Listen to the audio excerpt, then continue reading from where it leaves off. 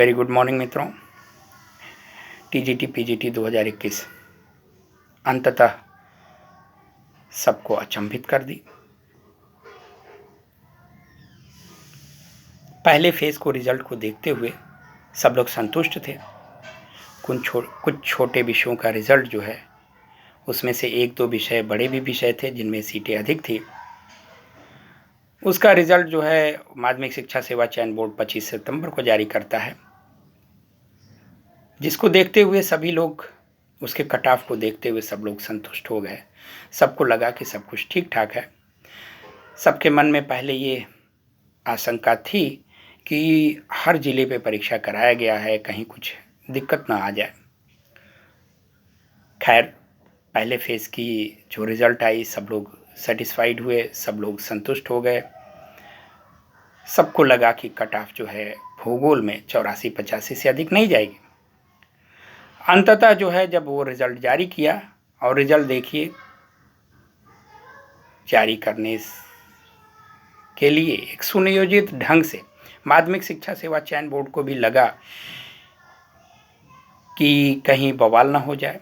Cut off अधिक चली गई है। कट ऑफ भी इस प्रकार से गई है जिसको अगर हम देखें तो बहुत अचंभव हो रहा है। हमको बिल्कुल परेशानी, हैरानी हो रही है। एससी की कट ऑफ जो कभी भी जनरल को टच नहीं की थी, इस बार टच कर रही है। ओबीसी की कट ऑफ जनरल से बहुत अधिक गई है। Unexpectable, unaccepted, illogical, irrational cut off है ये। इतनी अधिक सीटें, और पेपर का स्तर भी स्तरीय था। वो भी देखें, उसकी गुणवत्ता को देखें, उसका अपना एक स्टैंडर्ड था। आप जो बोल रहे हैं कि 50-60 प्रश्न जो है बहुत साधारण दिए थे, तो ये हर पेपर में आता है। लोक सेवा आयोग, माध्यमिक शिक्षा सेवा चयन बोर्ड, सब ये जानबूझ करके 40, 50, 60 क्वेश्चन देते हैं साधारण, ताकि जो ग्रामीण पृष्ठभूमि का बच्चा है, कैंडिडेट है, जो खेती भी कर रहा है, गाय भैंस भी चरा रहा है और पढ़ाई भी कर रहा है, उसके लिए अगर वो आता और सारे पेपर, सारे क्वेश्चन टफ कर देंगे तो उनको गहरा आघात लगेगा। इसलिए माध्यमिक शिक्षा सेवा चयन बोर्ड और लोक सेवा आयोग 40-50 प्रश्नों को जो है वो जानबूझ करके आसान देते हैं, ताकि उनको भी लगे कि हाँ, बिना पढ़े हमने इतना कर लिया, उनको संतुष्टि हो, वो फिर तैयारी में लगे रहें। ये जानबूझ करके एक तरह से कहिए कि ये प्लान वे में माध्यमिक शिक्षा सेवा चयन बोर्ड और लोक सेवा आयोग इस तरह के प्रश्न बनाते हैं। प्रश्नों को, जो कठिन प्रश्न होते हैं, उसी पे मेरिट बनती है। फाइटर हर सब्जेक्ट में 2-3 ही हज़ार होता है। पीजीटी में अगर हम देखें तो 2 से 3 हज़ार बच्चे हैं जो रियल वे में एक फाइटर कहे जाएंगे। उन्हीं से मेरिट डिसाइड होती है। कट ऑफ को अगर हम देखें, एससी जनरल को टच किया है और ओबीसी जनरल से बहुत ऊंचा गया है। ईडब्ल्यूएस और अधिक ऊंचा गया। ईडब्ल्यूएस तो बहुत परेशान है। वो आज कोस रहे हैं कि क्यों हमने ईडब्ल्यूएस में डाल दिया।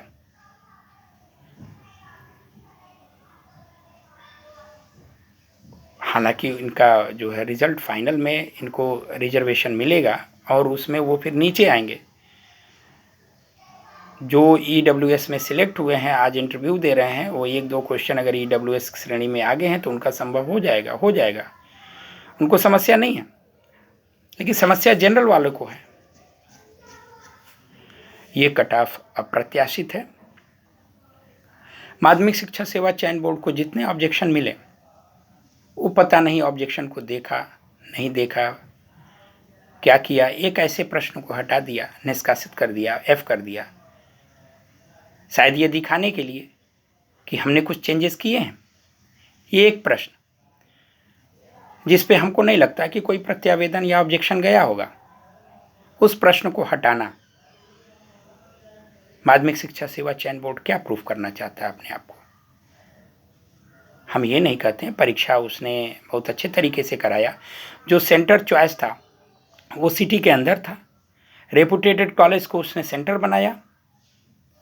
लेकिन उत्तर प्रदेश आप सब जानते हैं कितना बड़ा राज्य है। अगर हम इसकी जनसंख्या को देखें तो विश्व में 4 ही देश ऐसे हैं जो उत्तर प्रदेश से अधिक जनसंख्या जहां है। 2011 जनगणना के अनुसार हम लोग ब्राज़ील के जनसंख्या को भी पीछे छोड़ दिए। दोस्तों, माध्यमिक शिक्षा सेवा चयन बोर्ड के पास इतना संसाधन नहीं है कि 75 जिलों में वो परीक्षा को सफल आयोजित करा ले। हालांकि शासन प्रशासन सरकार सब लगी हुई थी, परीक्षा में ज़्यादा कुछ दिक्कत नहीं आई है, लेकिन फिर भी कहीं ना कहीं कुछ ना कुछ समस्या हुई है कट ऑफ को लेकर। कहीं कुछ नकल हुआ है जिसकी वजह से कट ऑफ जो है वो थोड़ी सी ऊपर गई है। 4-5 प्रश्नों का अंतर आ गया है। दोस्तों, अंत में हम यही कहेंगे कि आप इन सब चीज़ को भूल जाएं। जब इतने बड़े पैमाने पे, इतने बड़े क्षेत्रफल में आप परीक्षार्थियों को फैलाएंगे, उनको अपने ही जिला पे रखेंगे, तो कुछ ना कुछ इधर उधर तो हो ही जाएगा। 900 बच्चों को आपको इंटरव्यू के लिए बुलाना है, तो 100-200 बच्चे, अगर 150 बच्चे इधर उधर करते हैं तो समस्या आ जाएगी, कट ऑफ ऊंची चली जाएगी। खैर, मैं अंततः यही कहूँगा कि जो 2 प्रश्न 3 प्रश्न है माध्यमिक शिक्षा सेवा चयन बोर्ड ने गलत दिया है, उसको तो उनको सुधारना पड़ेगा। जल्दीबाजी में या समय का अभाव दिखा करके इस तरह से रिजल्ट बनाना ये ठीक नहीं है। खैर, ये सब बीच बीच में होता रहेगा। ये सब सदियों पहले भी होता था। कुछ करप्शन, कुछ बेईमानी समाज में जो है वो हमेशा रहेगी, रही है और रहेगी। तो इससे हमें चिंतित होने की ज़रूरत नहीं है। हम उस समय का इंतज़ार करें, ये हमारे लिए दुर्भाग्यपूर्ण रहा। लेकिन इसका मतलब ये नहीं है कि आने वाली परीक्षा में भी यही सब होगा। इसके पहले वाली परीक्षा जो इसी सरकार में हुई, इसी माध्यमिक शिक्षा सेवा चयन बोर्ड ने लिया, कहीं कोई समस्या नहीं आई। सब अच्छे से सुनियोजित ढंग से माध्यमिक शिक्षा सेवा चयन बोर्ड करा ले गया। इंटरव्यू भी बहुत अच्छे तरीके से हुआ, ज़्यादा गड़बड़ियाँ देखने को नहीं मिली। कॉलेज अलॉटमेंट बहुत अच्छे तरीके से हुआ। तो समय का इंतज़ार करिए, शायद समय हमारा अनुकूल नहीं रहा। इसको भूलने की कोशिश करिए। आगे तमाम परीक्षाएं हैं, एकजुट हो जाइए, अपने अंदर शक्ति को संचारित करिए, अपने मस्तिष्क को, अपने दिल को, अपने मन को कंट्रोल में लाइए और फिर से एक बार जुट जाइए।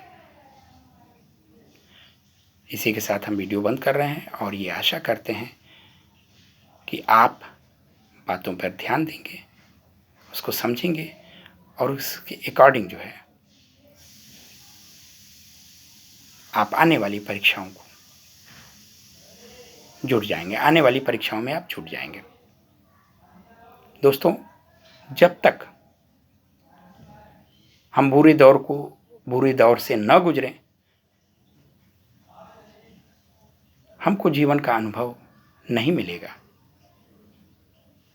हम शारीरिक और मानसिक रूप से सशक्त नहीं हो पाएंगे।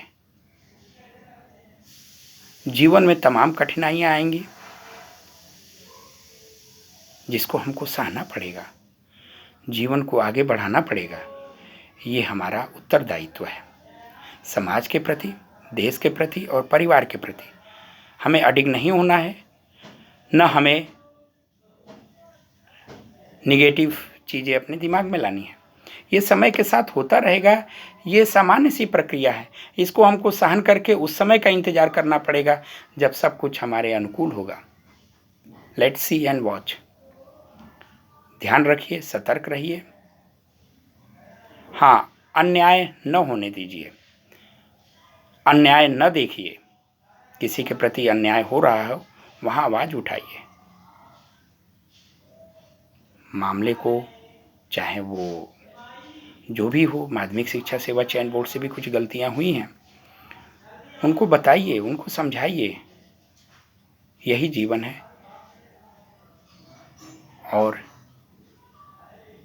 इसमें हमको खुशी खुशी हंसते हुए रहना है। जय हिंद, जय भारत।